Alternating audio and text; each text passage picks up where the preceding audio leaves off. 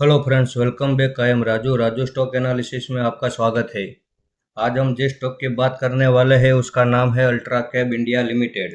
क्यों ये स्टॉक हमें पसंद आ रहा है? तो ये अपने ऑल टाइम हाई से अभी हमें 68% की गिरावट पे मिल रहा है। दूसरी बात यह कि इसके फंडामेंटल काफ़ी अच्छे हैं। तीसरी बात यह कि इसके चार्ट में जो टेक्निकल पैटर्न चल रही है वो हमें पहले से ही बता देती है कि ये जब गिरावट करेगा तो कौन से लेवल पे सपोर्ट बनाने वाला है, और जब ये अप ट्रेंड चालू करेगा तो नई तेजी में कौन से टारगेट को अचीव करने वाला है।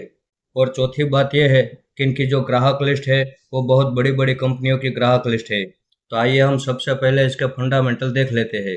अब इसकी शेयर होल्डिंग पैटर्न हम देखें तो पब्लिक के पास 70.5% जितनी होल्डिंग है, उनमें भी 4.5% जितनी होल्डिंग तो बड़े इन्वेस्टर के पास है, यानी कि पब्लिक के पास 66% जितनी होल्डिंग है।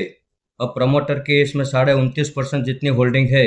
अब पब्लिक के पास ज़्यादा होल्डिंग है और प्रमोटर के पास बहुत छोटी सी होल्डिंग है।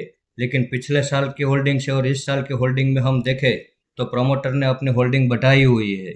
आप यहाँ पे देख सकते हैं, पिछले साल इस प्रमोटर के पास जो होल्डिंग थी वहाँ से इस साल इस प्रमोटर ने 1.5% की होल्डिंग बढ़ाई हुई है। यानी कि इस शेयर में जो गिरावट हुई है, इस गिरावट का फायदा उठाने के लिए अब प्रमोटर भी आगे बढ़ रहे हैं। अब बैलेंस शीट में हम देखें तो इस कंपनी के ऊपर 33 करोड़ का कर्ज है, उसके सामने 63 करोड़ का रिजर्व है। अब 2014 से लेकर 2024 तक का हम डेटा देखें तो इस कंपनी के पास रिजर्व बहुत कम रहता था और कर्ज बहुत ज़्यादा रहता था। इस साल का डेटा जो हुआ है वो चेंज हो चुका है। इस साल इस कंपनी में रिजर्व ज़्यादा हो गया है और कर्ज आधा हो गया है। पिछले साल का डेटा ही आप देख लीजिए, इस कंपनी के पास 19 करोड़ का रिजर्व था और 52 करोड़ का कर्ज था। तो इनकी बैलेंस शीट में अब तक जो इस कंपनी के पास रिजर्व कम हुआ करता था और कर्ज ज़्यादा हुआ करता था, उसकी बजाय अब इस कंपनी के पास रिजर्व ज़्यादा हो चुका है और कर्ज बिल्कुल आधा हो चुका है। उसके आगे प्रॉफिट एंड लॉस सेगमेंट में हम देखें तो ये company year on year compulsory profit कर रही है और इस साल का प्रॉफिट हमें यहाँ जो नज़र आ रहा है वो अब तक की हिस्ट्री में सबसे हाईएस्ट प्रॉफिट है। इस साल इस कंपनी ने 10 करोड़ का प्रॉफिट किया है, तो पुरानी हिस्ट्री में एक साल में इस कंपनी ने इतना बड़ा प्रॉफिट कभी भी नहीं किया था। यानी कि इस कंपनी में प्रॉफिट करने की क्षमता बढ़ रही है। अब मार्केट कैप में हम देखें तो ये एक छोटी सी कंपनी है, लेकिन इसका बिजनेस मॉडल काफ़ी अच्छा है। अब इनका बिजनेस भारत के साथ साथ विदेशों में भी चल रहा है। कुछ बड़े देशों के नाम हमें यहाँ नज़र आ रहे हैं, जिसमें पहला नाम है यूके, यूएई, अफ्रीका, सिंगापुर। इन देशों में भी इनका बिजनेस चल रहा है। अब इनकी जो क्लाइंट लिस्ट है वो बड़ी पावरफुल है, जिनमें बड़ी बड़ी कंपनियों के नाम हमें यहाँ नज़र आ रहे हैं, जिसमें पहला नाम है अदानी, दूसरा नाम है एबीजी शिपयार्ड लिमिटेड, तीसरा नाम है एबीबी लिमिटेड। उसके आगे देखें तो Alstom T and D India limited, Hindustan Zinc limited, Voltas limited, Tata power, ऐसी बड़ी बड़ी कंपनियां इसकी ग्राहक लिस्ट में है। तो जैसे आपने देखा कि इसके फंडामेंटल में कहीं कोई खराबी नहीं है और प्रमोटर भी अब अपनी छोटी छोटी होल्डिंग बढ़ा रहे हैं। तो इस गिरावट का फायदा जो प्रमोटर उठाने आए हैं, तो हम भी इस गिरावट का फायदा उठाने के लिए तैयार है।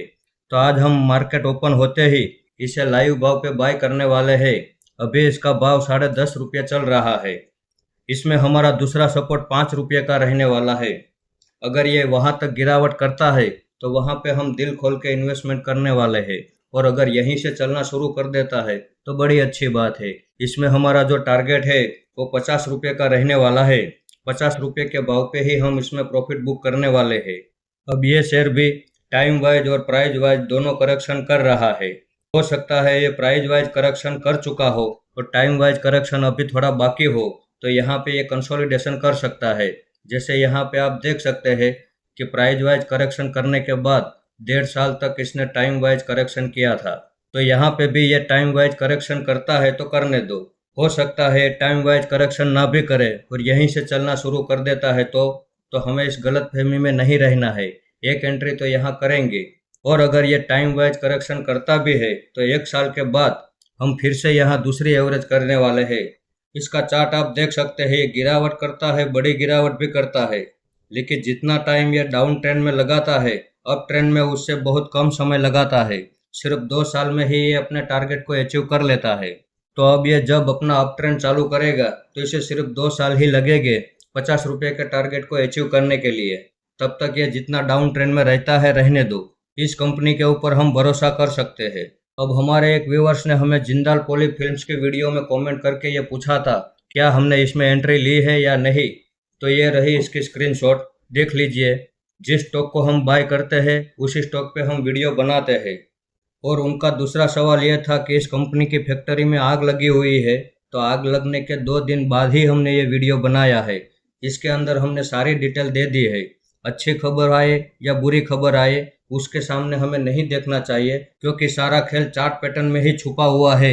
अब आग लगने से पहले भी ये स्टॉक तो डाउन ट्रेंड में तो चल रहा था।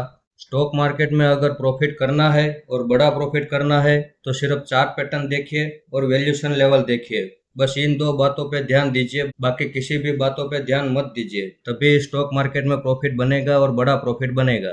तो इस वीडियो को आप मेरी ओर से बाइंग या सेलिंग की रिकमेंडेशन ना समझे, ये मेरा पर्सनल व्यू है जो मैं आपके सामने शेयर कर रहा हूँ। ऐसे ही अच्छे अच्छे टेक्निकल और फंडामेंटल वाले स्टॉक मैं आपके सामने लाता रहूँगा।